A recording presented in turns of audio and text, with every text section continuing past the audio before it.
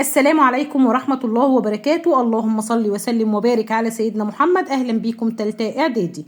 النهاردة هنحل امتحان 2 محافظة الجيزة صفحة 93 بكتاب الامتحان. قبل ما أبدأ معاكم حبايبي أتمنى الاشتراك في القناة والدعم باللايك وتفعيل زر الجرس علشان قناتي تكبر بيكم وعلشان أي فيديو أنزله يوصل لحضراتكم بكل سهولة. السؤال الأول معانا: أكمل العبارات الآتية بما يناسبها. تحتوي مجرة درب التبانة على نجم الشمس والنظام الشمسي. تستعد الخلية للدخول في مراحل الانقسام الميتوزي في الطور البيني. سيارة تتحرك بسرعة 70 كيلومتر لكل ساعة، فإن سرعتها بالنسبة لمراقب يتحرك عكس اتجاهها بسرعة 50 كيلومتر لكل ساعة بتساوي كام؟ قال لك إيه؟ لمراقب يتحرك عكس اتجاهها. ما دام قال لك عكس الاتجاه يبقى هنجمع السرعتين، 70 زائد 50 هتساوي 120 كيلومتر لكل ساعة. الشعاع الضوئي الساقط موازيا للمحور الأصلي لمرآة مقعرة ينعكس مارا بالبؤرة. ضع علامة صح أمام العبارة الصحيحة وعلامة خطأ أمام العبارة الخطأ. يتركب الكروموسوم كيميائيا من حمض نووي RNA وبروتين. طبعا خطأ. ليه من حمض نووي DNA؟ الصورة المتكونة في المرآة المستوية دائما حقيقية. طبعا خطأ. دائما بتكون تقديرية مش حقيقية، يبقى العبارة خطأ. تزداد سرعة الجسم المتحرك عندما يقل الزمن المستغرق لقطع نفس المسافة. صح. من أسباب قصر النظر زيادة قطر كرة العين. صح. متى تكون العجلة التي يتحرك بها الجسم منتظمة موجبة؟ عندما تتزايد سرعة الجسم بمقادير متساوية في أزمنة متساوية.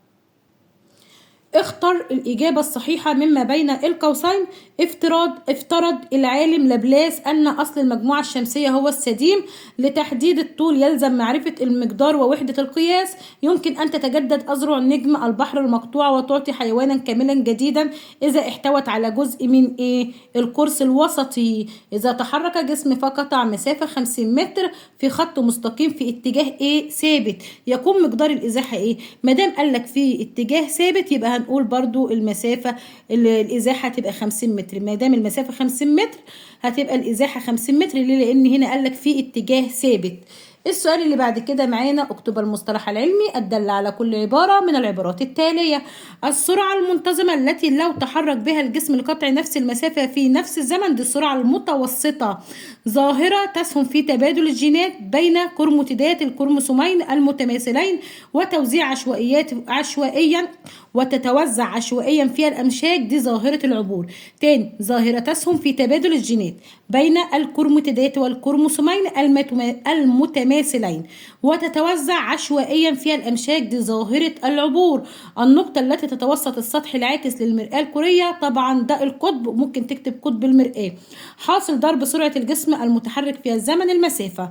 السؤال اللي بعد كده جه معلم: يمكن معرفة البعد البؤري لمرآة كرية بمعلومية نصف قطر تكورها. هنقول لأن نصف قطر تكور المرآة يساوي ضعف البعد البؤري. تاني، لأن نصف قطر تكور المرآة يساوي ضعف البعد البؤري. السؤال 3: صوب ما تحته خط في العبارات الآتية. عند وضع جسم على بعد أقل من البعد البؤري لمرآة مقعرة تتكون له صورة بين البؤرة ومركز التكور. طبعا هنقول خلف المرآة. عند وضع جسم على بعد أقل من البعد البؤري لمرآة مقعرة تتكون له صورة خلف المرآة. تتحكم قوة جذب الشمس في مدارات الكواكب حولها. هنا قلنا الشمس، هنشيل الأرض وهنكتب الشمس. إذا كان عدد الكروموسومات في الخلية الجسدية 2n فإن عددها في الخلايا التناسلية برضه هيكون 2n. يرتبط مفهوم الحركة بثبات موضع الجسم بمرور الزمن بتغير موضع الجسم بمرور الزمن. هنشيل ثبات وهنكتب بتغير. ادرس الأشكال الآتية ثم أجب عن المطلوب أسفل كل منها. الشكل 1: تحرك جسم طبقا للعلاقة البيانية.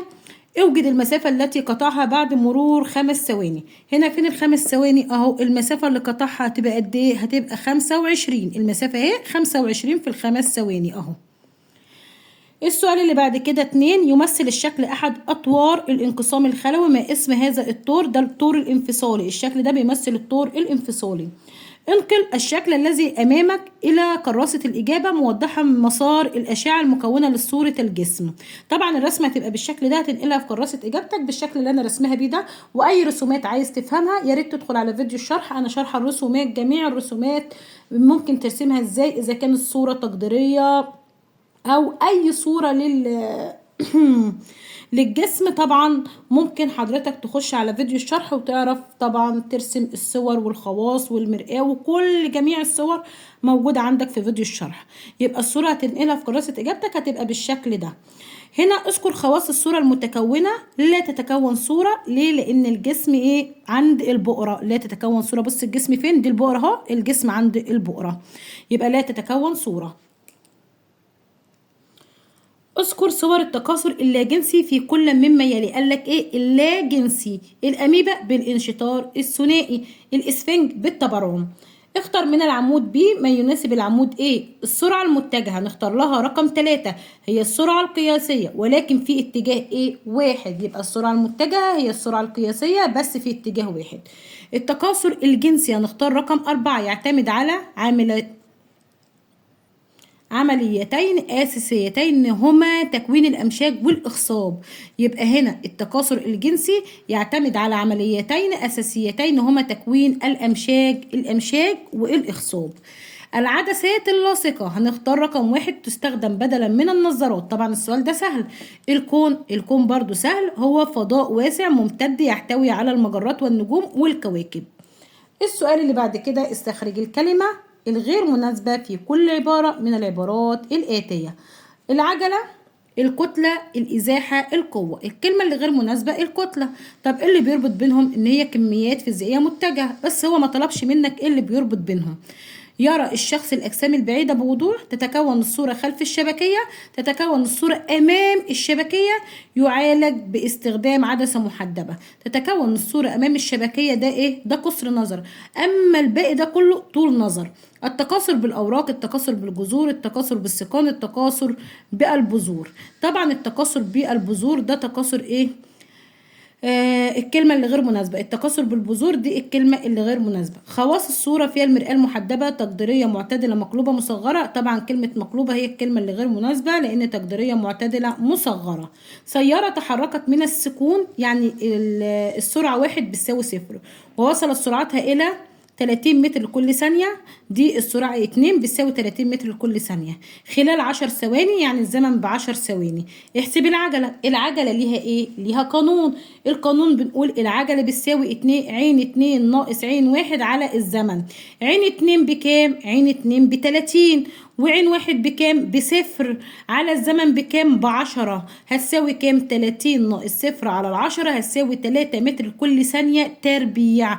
3 متر لكل ثانية تربيع. وبكده يا حبايبي نكون خلصنا امتحان رقم 2. يا رب اكون افدتكم حتى لو ب1%. لو كنت استفدت من الفيديو ما تنساش اللايك، لان اللايك بيرفع الفيديو على القناة زي ما انت استفدت تساعد ان زميلك يستفاد. مع السلامة بناتي واولادي الاعزاء، ان شاء الله اشوفكم على خير في فيديو جديد.